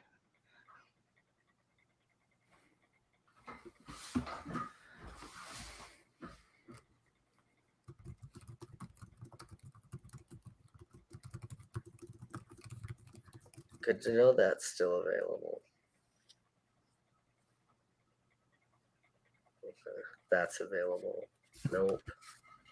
Nope. I don't think he has anything. I think all he can do is try and rip your hand off of his throat. I really think like big bad wizard you. Sorry, I have to go through like 15 spells here to see if there's any of them that don't require. You just hear Tiny Dancer by Elton John playing in the background. Wow. Okay. This just became very, very quick. So he is going to try and break your grapple and strangle. He's going to essentially try and just like flail his arms and break it. So you are raging. So if you would like to still do it at advantage, give me a new one. You certainly can. Come on, don't cock it up. He's 15. He did roll a 17. So he does break your grip, but that took his entire action. And he is actually going to jump over the railing.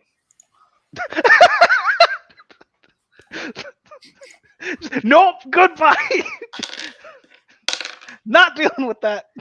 He will take some fall damage as he disappears out of sight, but he does jump over the railing and just fall. You hear a thud very shortly after.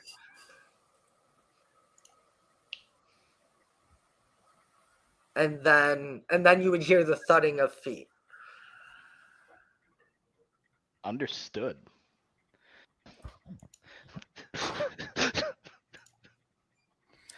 But that is his turn. That brings us to Sunny. I'm sorry. So looking down this hole, can I see him? What you see is you look down the hole and about 20 feet below you, you recognize the 6th level. Okay. I will. And essentially you're hearing like a slamming of a door, of one of the iron doors. Okay. Were they open? Were a bunch of them open? No, they were all Okay. closed, and if you had looked closely on your way through or tried to open, they were all locked. Okay, so he went down, unlocked a door, and did a thing. I'm inclined to basically just run over this edge because I have spider climb and just go Okay. straight down the side and see if I can just like get down there and peek my head around and figure out what door he went through. Okay, so yeah, you can totally with your Dampier spider climb goodness. Like I said, I do not have a map for the 6th level, but it's basically just one tunnel. So you kind of walk down between two of the doors, and you essentially get down to the ground. You look around. All of the doors are closed. They are solid iron. There's not like a window to look through or anything. You could certainly, if you would like to give me some kind of investigation or survival check, you could. Can I try to listen for him? Sure. Give me a perception check at disadvantage, I'll say. Aw. If it wasn't a disadvantage, my first roll was a 27, but my second one is a natural 1, so only a 10. Oof. Okay. So even with that 10, what I'll say is you do hear muttering coming from behind one of the doors on the opposite side from where you came down. You can't tell for sure which one. It is very muffled coming through solid iron doors and stone walls. But you do hear some kind of a sound behind one of the two doors. Okay.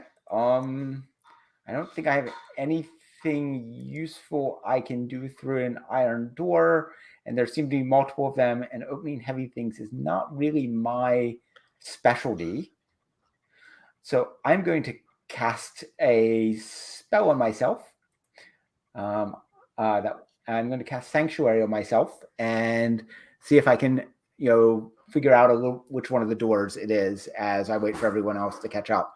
He Sure. ran behind a door and shut it, and I don't know which one, but it's one of these over here. Can you confirm for me what does Sanctuary do? Sure. I ward a creature within range, which range is 30 feet, but I'm doing it myself. Until the spell ends, any creature who targets the warded creature with an attack or harmful spell must first make a wisdom saving throw. On a failed save, the creature must choose a new target or lose the attack or spell. Doesn't protect me from area of effect things like fireballs. And it ends if I make an attack, cast a spell that affects an enemy, or deals damage to another creature. Okay. Cool. So Cool. basically, and it's 1 minute duration, and it is not concentration. Yeah, so it's kind of like a defensive ward type of thing. Got it. Right. It's I want to be able to walk around and not have someone jump me by surprise. Right. And that would bring us to Ivy. Ivy is not really the type who jumps down a pit by herself. But I could see her walking over to the stairwell and kind of looking down the hallway and maybe readying like a magic missile if he pops out. Okay. So sure, she can, if you want to spend just a first level slot to ready it, in case he pops out or anything. Yep. That is certainly okay. Like move over to if we assume this is the hallway back here. Yep. It kind of leads down. Yep. So Ivy goes down and looks down the hallway and sees you there. If she would like to dash to spend the movement just to get next to you and figure out what's going on, she certainly can. Oh no, she readied. You're Yeah, right. ready in a magic missile in case he pops out and does something clever. Cool. Elvira, we're up at you. I think we can get through one more. And I think that's what'll matter. I am here doing interesting things. I will send Batty Okay. to the noisy door. Okay, there were 2 for that. If you'd like to give me a perception check at disadvantage for Batty, unless they have something regarding hearing. It's a bat. So I was gonna say I do know some animals have like keen senses or something. I don't think I have that on there. It's from. Oh wait, let me see here. It has blind sight up to 60 feet. Yeah. So if Batty lands on the wall, Batty can just tell, because Batty doesn't need to actually see it. Batty is like hearing, and so Batty does determine it is the furthest from the. So if you remember when I described, there were 2 on either wall and 1 door at the far end from the stairs up to the loft. The one furthest from the end door is the one that the sound is coming from. Good. So Batty does movement. Good thing is also has a tiny pack on their back that carries some of my items. One of them just happens to be a bottle of a milky liquid with a strong alcohol smell, aka universal solvent. On the things on the door on the side, I'm gonna have Batty do that. Okay. Like the magic item universal solvent? Yes, it the liquid dissolves up to 1 square foot wait, Of adhesive it touches. never mind. I'm not going to do that. I was thinking it would burn up the door. I'm not going to do that. Okay, never mind. Batty's just going to tell us where we're at then. Okay. And I believe commanding Batty is what, bonus action? Yep. So you still have your movement, your action if you would like to do anything. I can fly, so I don't have to take fall damage, so I'll kind of fly down. But if he's behind a door, I'm either 1, going to have to pick the stupid lock, or 2, wait for him to... He's probably going to do some dumb shit, dimension door. He might probably not even in there anymore, to be honest. So I'll just kind of hover above this area. Okay, so you're not going to attempt to pick the lock or anything at this time? I don't know. I don't know if it's really a smart thing. Because either 1, he's standing back there holding an action to blast me in the face, power word kill, finger of death, something mighty. Or 2, he ain't even there.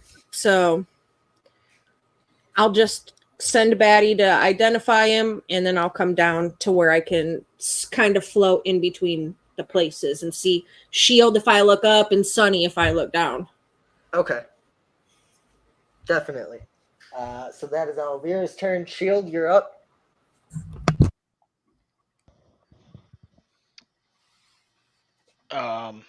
Okay. I have to go pretty soon here. However, I will throw myself over the edge and jump after him. I am aware that will be fall damage. Yeah, it's only 20 feet. 7 bludgeoning damage, which I believe since you're raging is reduced to 3. Yes.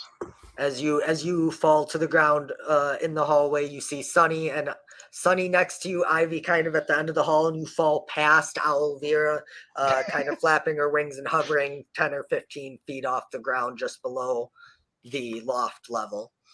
To Sunny, I will point at the door Sunny's looking at and just go, huh? I point out the door that the bat is at. I will barrel into that door as hard as physically possible. Go ahead and give me... Honestly, it is a solid iron door set into a stone wall. Go ahead and give me your athletics. You are raging, so you will have advantage, but this is this is gonna be a DC probably 25. Damn. All right. Well, it's a 19 then. Okay, so you do slam into it, like the door bends a little bit, but it's only like you make a dent in, like it feels like you just shoulder rammed an iron ingot, Gotcha. except door-sized iron ingot. Yeah. I got to bounce. So if anyone wants to bot me, if you guys are gonna keep going, just be reckless. Go nuts. Well, Never forget that resurrection spells are free on me. So go crazy. And you'd like us to use that feature as often as possible. You may take advantage of that as much as you'd like. Y'all take it easy. See you later, Shield.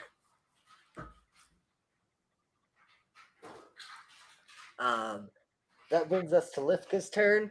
Those of you near the door would hear like magical chanting that starts to get louder and louder, and then silence. Called it. Sunny, would you like to do anything specific? The door's locked.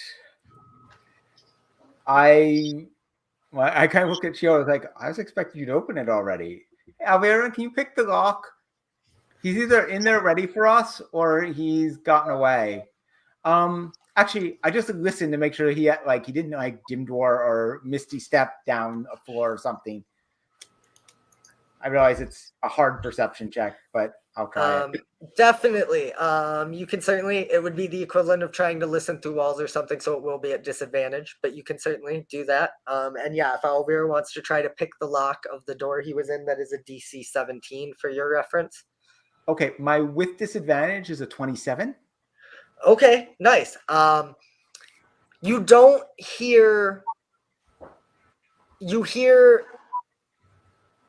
honestly, as you're listening, you hear like the zombies pounding on the door, and then after a second, you hear that pounding just stop, and you don't hear anything else.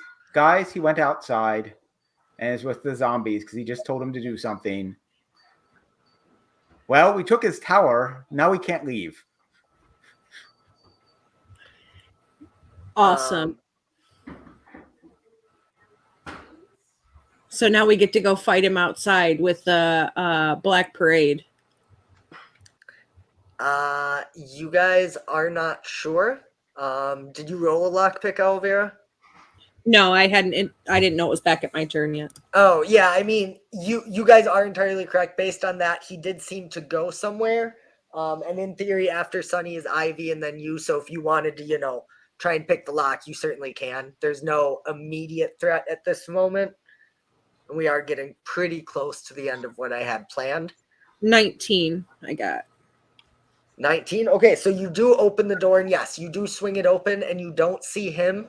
But you do see a glint on the floor, and you see a key that he seems maybe not to have gotten back in his pocket. Okay. I'll pick the key up. As you go into this room, there is a window looking outside. And as you look out that window, you see that the zombies have fallen to the ground and are laying prone. They do not seem to be moving or doing anything. You do not see any movement or sign of Lifka. That means he's in a different plane of existence if he doesn't have control over his horde anymore. I'll say this to Sunny once he's not there and we know that the things. Okay. Sure. I wonder where he went. That's going to be exciting.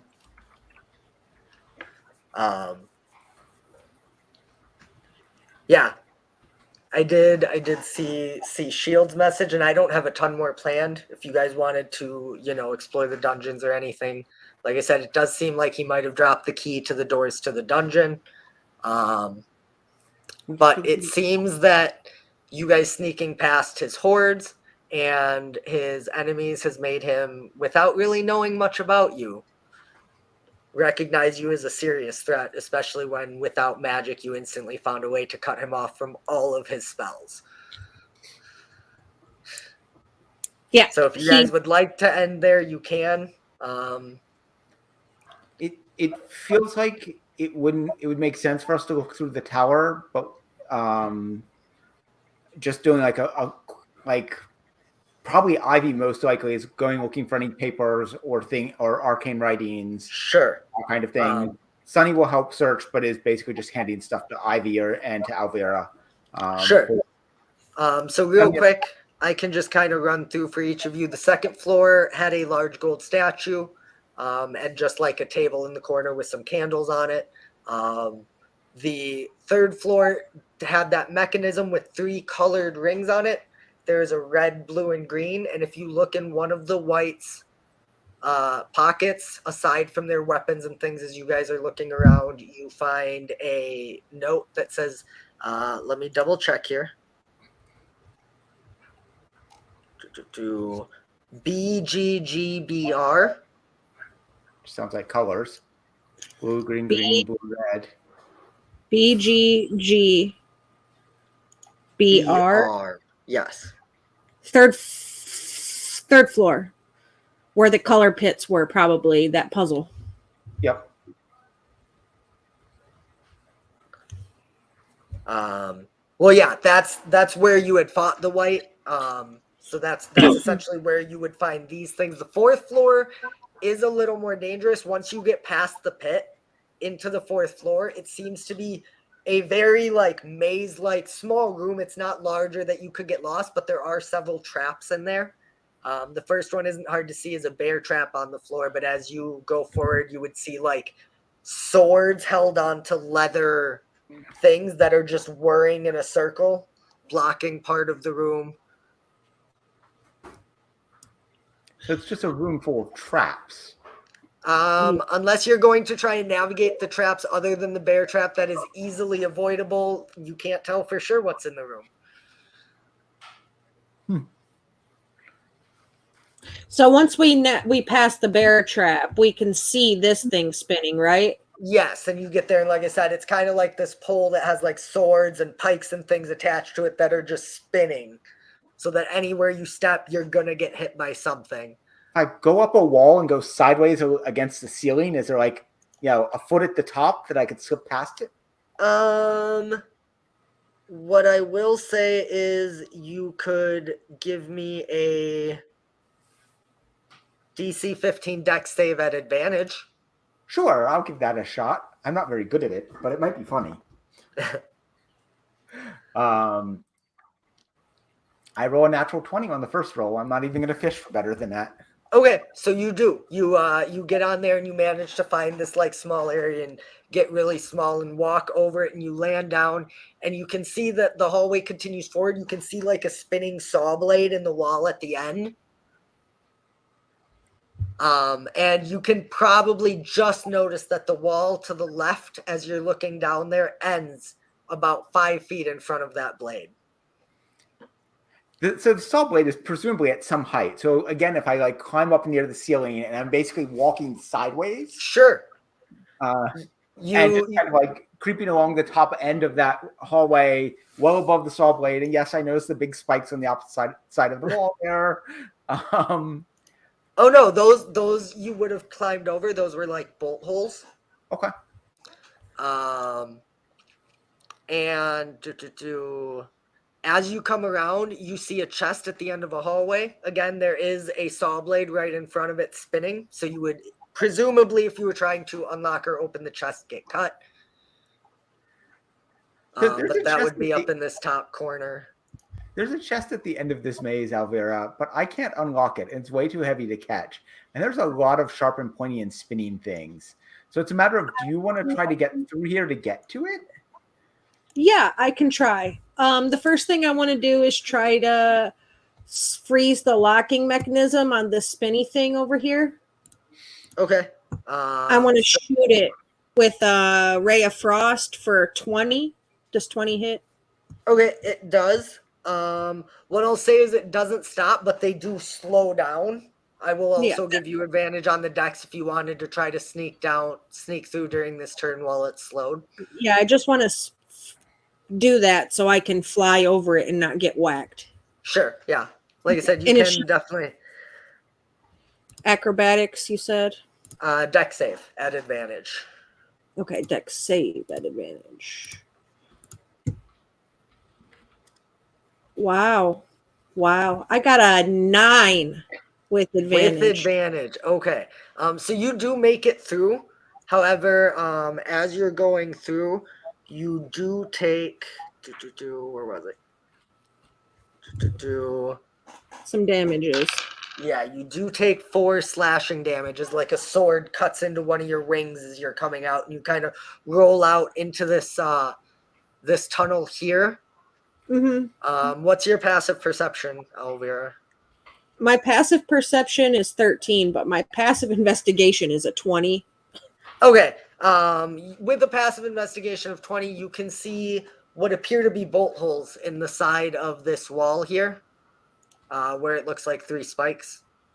So I can go above it. Yep, you could certainly fly over. You could presume there's some kind of tripwire or pressure plate or Yeah. something that will launch something at you. Yep. So if you I'll fly do up, you'd come around this corner. You can avoid the blade easily enough there. It's kind of just a trick to get you to focus on that and not notice the doorway, but both of you have decent passive skills. Unlocking the chest would be pretty difficult. I want to try the key. The key does not fit the chest. Dang. What if so if I land on top of the chest, do I see, if I look around, do I see the trigger mechanism to it on the trap? Like it on the chest, assuming that it's trapped. Is there a trigger mechanism? You can give me an overall investigation check. Okay. I'm decent at that. 18. 18. Okay. So the saw does not seem to be necessarily directly connected to the chest. It is just always spinning right in front of it. Right. You could presume if there was a way to break the saw or something, but the trap itself does not seem to be trapped, although it is locked. The chest is locked, but not trapped. Okay. Correct. So I'm gonna channel some of my inner badass magic, giving myself some guidance while I sing myself a song of unlocking shit. To give a bardic also. Wow, I'm gonna need it. That was a shitty ass roll.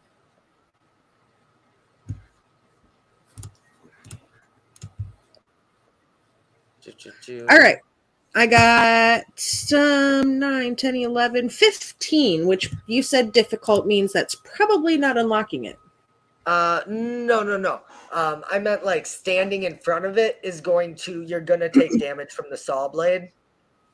No, I'm tiny. I'm just a little guy. I'm small size, so I'm going to land on top of the chest. And so I can work. Okay. That 15 is actually just enough to open the chest. Oh, thank Jesus. Or whatever gods are above Benalia. Inside that chest The sun is a diamond worth 300 gold pieces and a silver box that you could open that appears to be lined with velvet of some kind. And inside you see a very ornate silver bowl, probably worth a healthy amount of money. I'll stick it in our bag of holding. Right? I think that's what it was.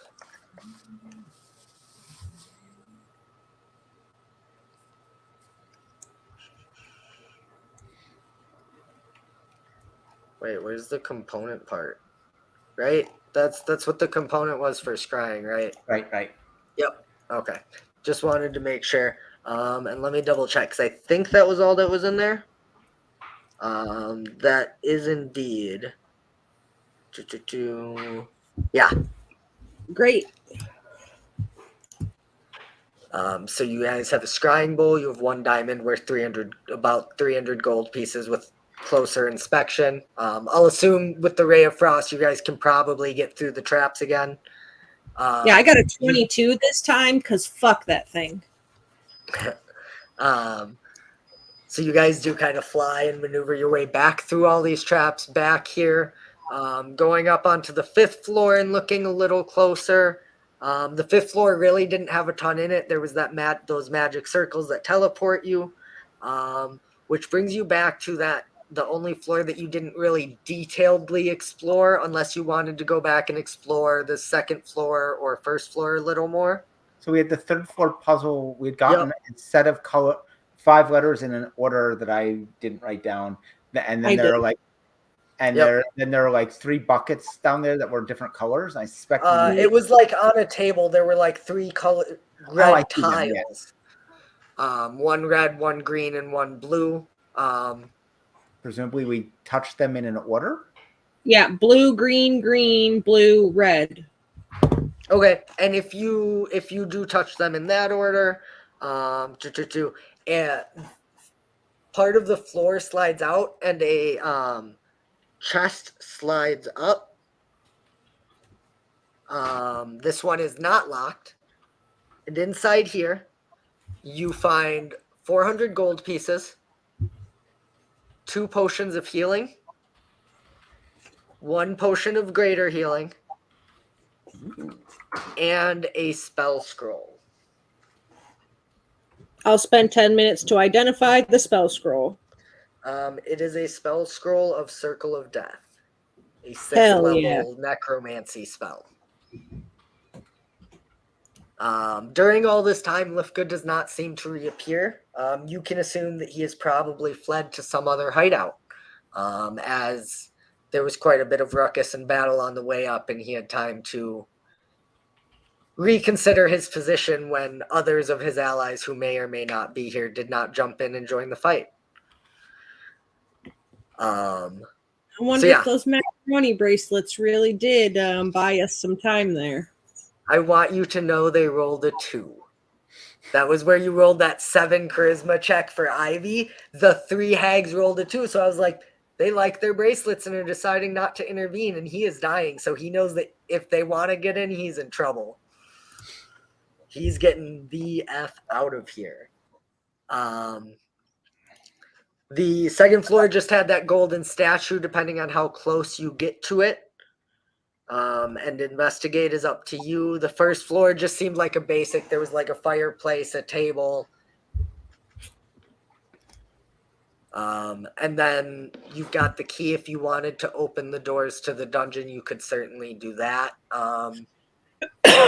Yeah, if there's we can check them just to see, since we're already going around, see if there's anything in it.